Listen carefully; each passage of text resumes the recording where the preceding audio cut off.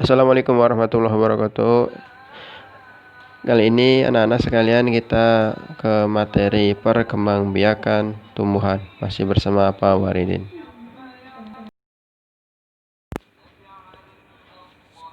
Perkembangbiakan tumbuhan secara vegetatif, khususnya dalam hal ini vegetatif alami. Vegetatif yaitu perkembangbiakan tumbuhan yang dimana untuk pembuahannya atau penyerbukannya tidak terjadi penyerbukan atau tidak terjadi penempelan benang sari ke kepala putik atau tidak tercampurnya sel kelamin jantan dengan sel kelamin betina.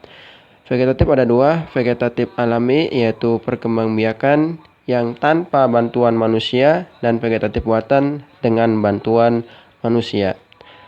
Untuk perkembangbiakan vegetatif alami ada beberapa macam. Yang pertama membelah diri, yang kedua adalah spora, yang ketiga adalah dengan umbi, entah itu umbi batang, umbi lapis, umbi akar. Nah, yang keempat adalah dengan tunas, yang kelima akar tinggal, yang keenam geragi, dan yang ketujuh dengan tunas adventif. Untuk membelah diri terjadi pada waktu makhluk hidup bersel satu. Untuk makhluk hidup yang bersel satu, contohnya seperti ganggang hijau. Ini biasanya ada di kolam atau daerah-daerah empang. Dari satu sel menjadi dua sel dan seterusnya. Jadi dari satu induk bisa berkembang menjadi indukan yang lain. Terus yang kedua adalah dengan spora. Spora adalah sel yang berubah menjadi alat perkembangbiakan, berubah fungsi menjadi alat perkembangbiakan.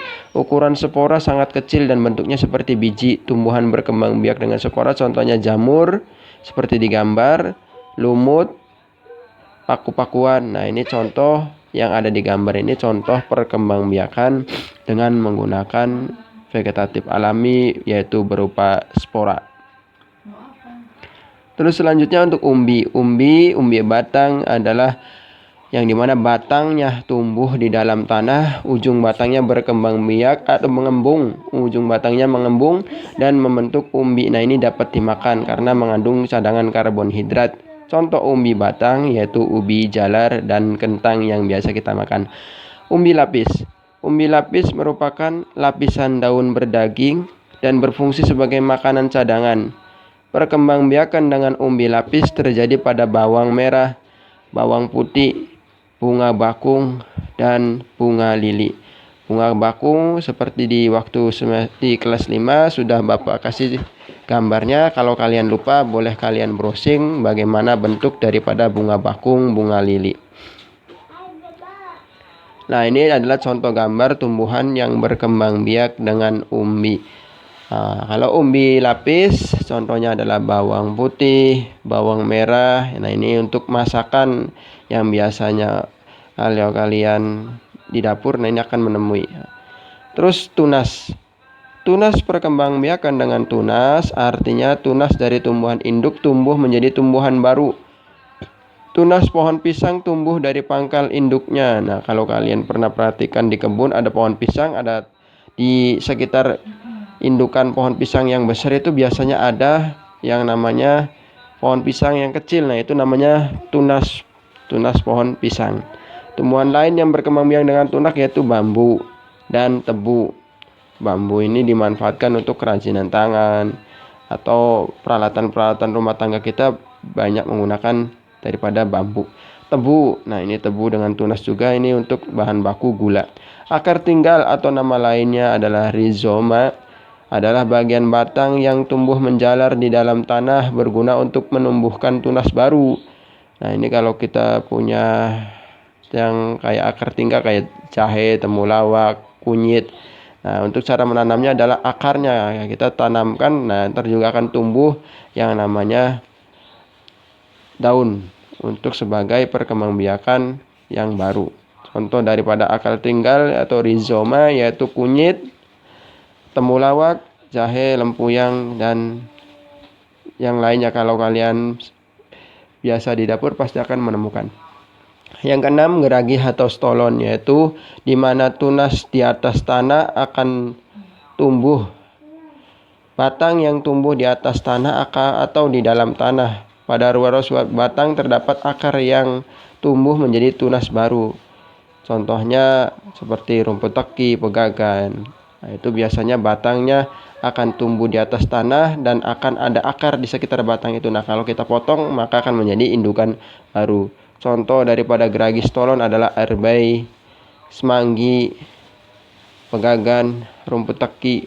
Nah, ini rumput teki ini biasanya ada di sekitar kita dan ada beberapa dari geragi ini bisa untuk makan atau untuk lalaban. Contohnya semanggi biasanya untuk rumbah atau makanan.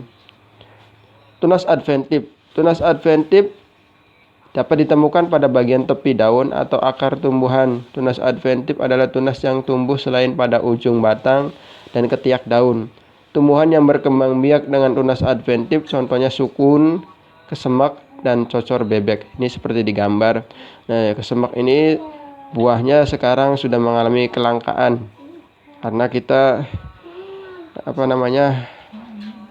kurang tertarik mengenai kesemak ini. Tapi rasanya enak. Kesemak ini campuran antara rasa